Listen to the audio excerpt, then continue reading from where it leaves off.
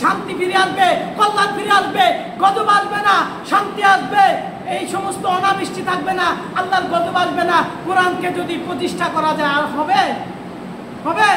আলেম ওলামাদেরকে, মুসলমানদেরকে সেই গবেষণা করার দরকার ছিল।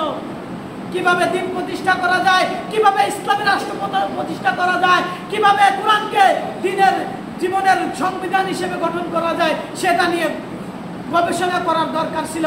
কিন্তু আমরা সেদিকে না যাই, হাত কোথায় বাঁধতে হবে, আর কোথায় কি করতে হবে, এই বিষয় নিয়ে নেওয়ার পরে যখনই করতেছি তখনই আমাদের উপর নির্যাতন আসতেছে, আমাদের উপর অপহরণ আসতেছে কিনা?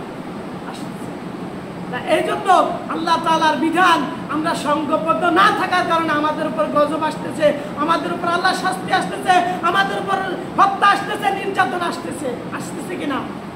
আসতেছে। এই জন্য আমরা ঐক্যবদ্ধ থাকতে রাজি আছি তো? আছি কিনা?